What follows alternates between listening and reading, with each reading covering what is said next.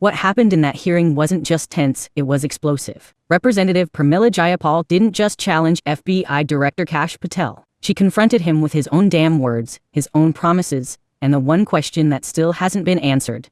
Why did transparency suddenly vanish the second it got uncomfortable?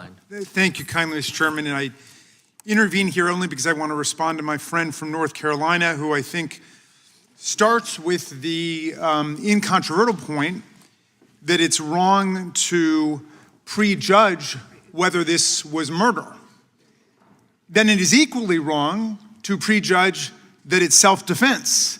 And I hope that that my colleague, with his astute prosecutorial understanding, would just as much reprove the Attorney General and the President for going out and claiming this was self-defense without a complete investigation, especially when all the evidence of our senses would suggest if we're going to jump to a conclusion, we should jump to a conclusion that this was murder and not self-defense. But that's why we have the law.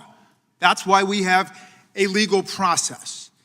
Now, the gentleman correctly states the situation, except he aborts the analysis midway. He says, well, she was told to stop, she was told not to go anywhere, but still she drove her car away. And I certainly saw that. The Supreme Court has a decision just on this point, which I'm sure the gentleman knows. It was decided in 1985. Everybody in criminal procedure learns it. Tennessee versus Garner, 1985, because Tennessee had a statute which said if there is someone fleeing the police, they can be shot. And the Supreme Court said that's not the rule. They can only be shot if they're fleeing the police if the police have probable cause to believe that the suspect poses a significant threat of death or danger to other people.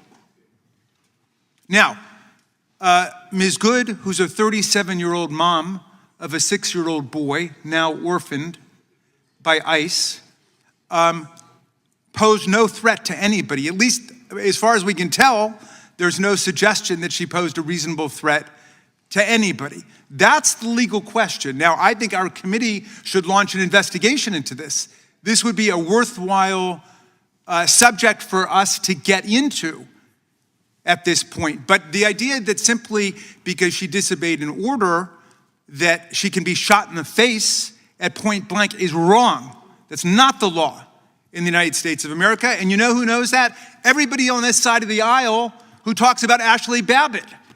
Because everybody talking about Ashley Babbitt seems to think that, well, she was told repeatedly to turn around and to leave, and then she still tried to use violence to get into our chamber, into the speaker's lobby, in order to get at us. And she was shot and repelled. And there were 2 different investigations which found that that was reasonable force used by the police because she was coming at them. But what we had in this case was this woman was trying to leave. She was trying to get away from it. She wasn't coming at the police. She was trying to get away from the police. So to the extent that we want to engage in an immediate post-mortem analysis, and I agree with the gentleman that this is why we have law. This is why we have a real legal investigation, and it is completely irresponsible for the president and the attorney general to be out there claiming against all evidence that this was self-defense. This is why we have law. Okay, then we should wait until we can make a final pronouncement upon that. But let's at least get down what the law is. This is the House Judiciary Committee. And people cannot be shot in the face simply because they walk away from a police officer. And especially when we've got police officers who are masked. And I just want to finish on this point, and I'm happy to yield to my friend. Because look, all of us represent jurisdictions. We've got local police, we've got county police, we've got state police. None of them are masked. We've got the Army, we've got the Navy, we've got the Marines. None of them are masked. We've got the National Guard. None of them are masked. Why is ICE masked?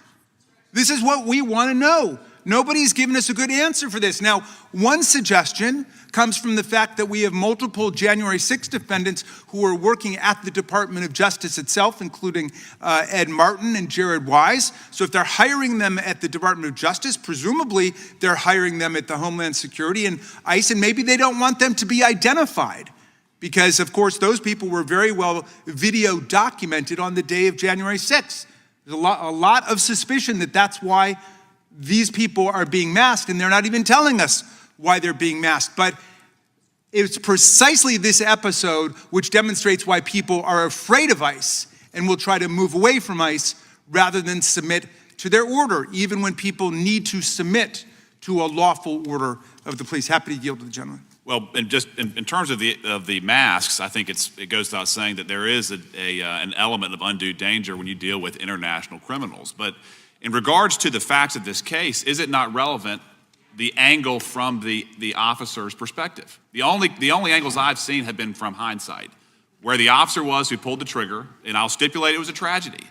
Is it relevant to see what he saw? He couldn't see that the wheels were turning, if they were. He couldn't see what where the trajectory was. He was right in front of the car that accelerated his direction. Is that not a relevant consideration to the ranking member? Well, of course it's a relevant consideration. Yeah, I mean, if it comes down to a legal question, all of that is completely relevant.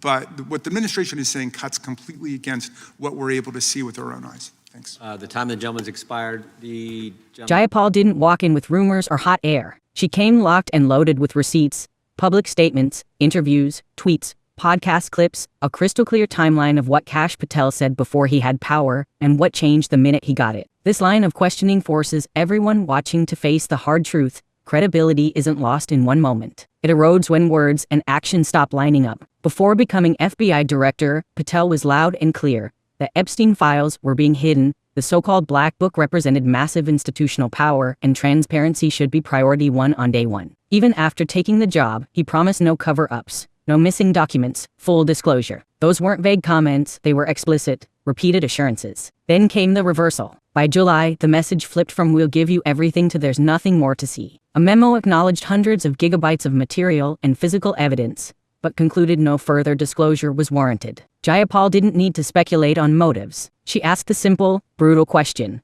why did the standard change overnight? That's when the exchange stopped being routine oversight and became a raw test of moral clarity. She pressed Patel directly. Did Attorney General Pam Bondi discuss the Epstein files with Donald Trump? Patel repeatedly refused to answer, not because he denied it happened, but because he couldn't speak to it. In an oversight hearing, that kind of dodge isn't neutral, it's information. But the most important part wasn't about presidents or memos. It was about survivors. Jayapal brought it back to the women who came to Capitol Hill and testified that they were groomed and assaulted as teenagers. Many had never spoken publicly before. They weren't there for publicity. They were there to be heard, to be taken seriously by the agency whose job it is to protect them. When Jayapal asked the simplest yes or no question, had Patel met with these survivors, the answer never came. Instead, Patel pivoted to stats, past administrations, generalized enforcement claims. That response should alarm everyone watching. Numbers don't replace accountability. Arrest stats don't answer whether survivors were treated with dignity, respect, and seriousness. The tension spiked because it exposed a fundamental disconnect. Jayapal was asking about the credibility of victims and the promises of leadership. Patel responded by defending the institution. Those are not the same thing. And here's the deeper truth everyone needs to face.